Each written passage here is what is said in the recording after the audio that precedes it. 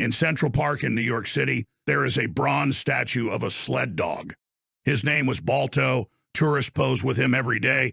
Children climb his back. He is, by reputation, the most famous sled dog in American history. He ran the final 55 miles of the 1925 Serum run to Nome, Alaska, and saved a town from a diphtheria epidemic. He got a statue, he got a parade down Broadway, he got a Disney movie. The dog who actually did most of the work never got any of it. Nome, Alaska, January 1925.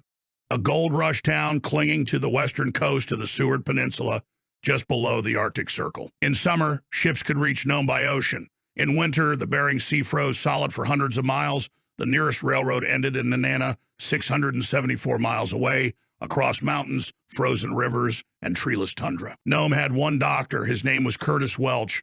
He was 61 years old. He was watching children die. Dr. Welch had recognized the first cases as diphtheria in late January. Diphtheria is a bacterial infection that produces a thick coating in the throat, suffocating the patient. Without antitoxin, the mortality rate in children under 10 was around 90%. Welch sent a telegram out of Nome on the 22nd of January. It read, "In part, an epidemic of diphtheria is almost inevitable here. Stop. I am in urgent need of 1 million units of diphtheria antitoxin." The antitoxin was available. 300,000 units were located at a hospital in Anchorage. The problem was getting it to Nome. Airplanes existed in 1925, but no plane in Alaska was capable of flying in temperatures below minus 50 degrees Fahrenheit in winter darkness across the Alaska range. The territorial authorities tested the idea and abandoned it. The only working option was sled dog relay. The plan was assembled in less than 36 hours. The antitoxin would travel by train from Anchorage to Nenana, the end of the line from Nenana. 20 mushers would relay it the final 674 miles across the Iditarod Trail to Nome. Each musher would cover a leg ranging from 20 to 90 miles. Then hand off to the next. Most legs would be ridden by native Athabascan and Inupiat mushers who knew the trail and could navigate by memory in blizzard whiteouts. 2 mushers, in particular, stood above the rest. Leonhard Seppala, a 48-year-old Norwegian-born musher based in Nome, was widely considered the best long-distance dog driver in the territory. He had won the All-Alaska Sweepstakes race 3 times. His lead dog was a small 12-year-old Siberian husky named Togo. Togo had been considered too small and too sickly to be a sled dog when he was a puppy. Seppala had tried to give him away. The dog kept escaping and following Seppala's team. Eventually, Seppala gave up and put him in the harness. Togo turned out to be the best lead dog Seppala had ever driven. The other key musher was Gunnar Kaasen, a Norwegian working for the same mining company as Seppala. His lead dog for the run would be a younger black husky named Balto. Balto was Seppala's freight dog, kept for hauling supplies, never trained for racing.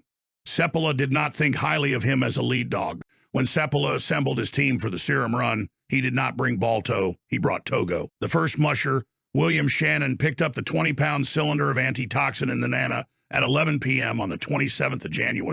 The temperature was minus 50 degrees Fahrenheit within a few hours of running. 3 of his dogs had collapsed from the cold and died. 2 more would die in the days after he completed his leg. He delivered the package, alive, to the next musher. Each successive leg was handed off, dog team to dog team, day and night, through whiteout blizzards, across iced rivers that had not fully set, through gaps in mountain passes where the wind hit 80 miles per hour. Our Edgar Calland, a native Athabascan musher, ran a 30-mile leg in temperatures around minus 56 Fahrenheit. When he reached the next checkpoint, he could not let go of the sled handles. The roadhouse keeper had to pour hot water over his gloves to free his hands. Several mushers suffered frostbite serious enough to require amputation. Later, none of them turned back. Seppala and Togo's leg was the most dangerous of the entire run. The original plan had been for Seppala to cover 91 miles, already the longest segment assigned to any musher. But because of the speed at which the relay was moving, when Seppala set out from Nome to meet the incoming relay, he ended up running over 170 miles round trip, including the most treacherous part of the entire route, the crossing of the Norton Sound sea ice. The sound is roughly 20 miles wide. In winter, it usually freezes solid, but in January 1925, a sudden warming wind had broken up the surface. The ice was shifting, in places only inches thick. If Seppala had crossed it safely from the north shore to the south, he would have to cross it again on the return with the antitoxin. He did not hesitate, with Togo leading. He crossed. At one point during the return crossing, Togo led the team onto a section of ice that broke off and began to drift away from the main pack. Seppala threw his lead line across the widening gap to the other ice plate. Togo grabbed the line in his teeth, dug his claws into the ice, and pulled the floating section close enough for Seppala to leap across. The team made it. The antitoxin made it. In total, Seppala and Togo covered roughly 260 miles of the relay, including the most dangerous segment. No other team came close. Seppala handed the antitoxin off to Charlie Olson, who handed it to Gunnar Kaasen. Kaasen was supposed to run the next-to-last leg, then hand off to Ed Rohn for the final run into Nome. But the weather got worse. Visibility dropped to near zero. Kaasen passed the last checkpoint without waking Rohn. Accounts differ on whether deliberately or by accident in the dark.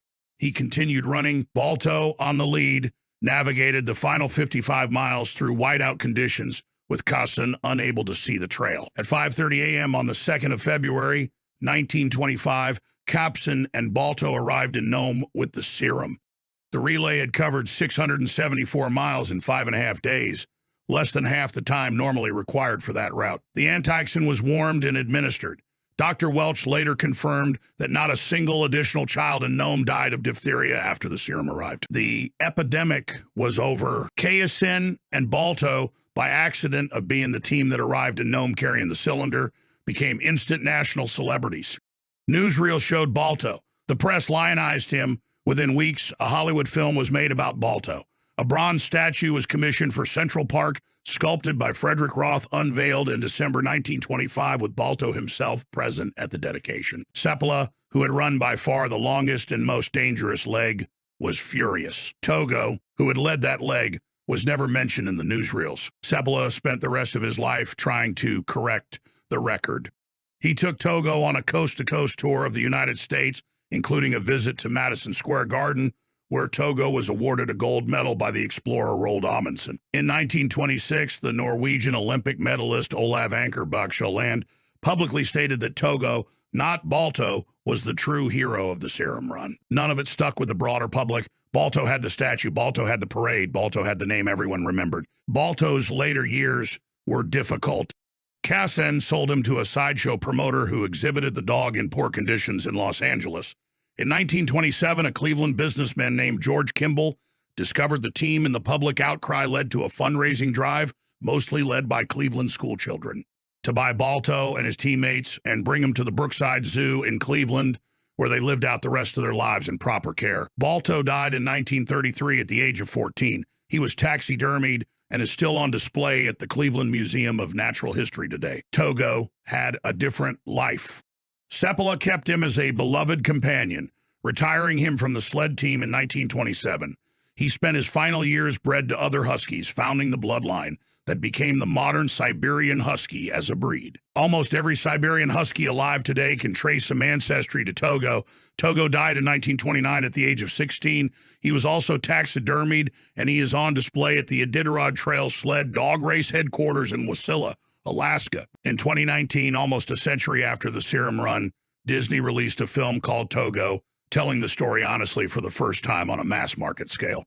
In 2011, Time magazine retroactively named Togo the most heroic animal of all time. In 2024, a second bronze statue of Togo was finally unveiled in Seward, Alaska. Balto still has Central Park. Togo finally has the recognition his musher spent decades demanding. So if you ever stand at Balto's statue in Central Park, read the plaque. It honors the courage and endurance of all the sled dogs who carried the Serum to Nome, plural. All of them. Not one. Around 150 dogs ran in that relay. At least 4 died of exposure on the trail. 20 mushers risked their lives.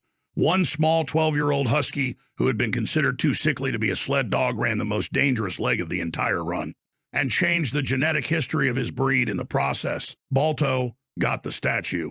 Togo did the work.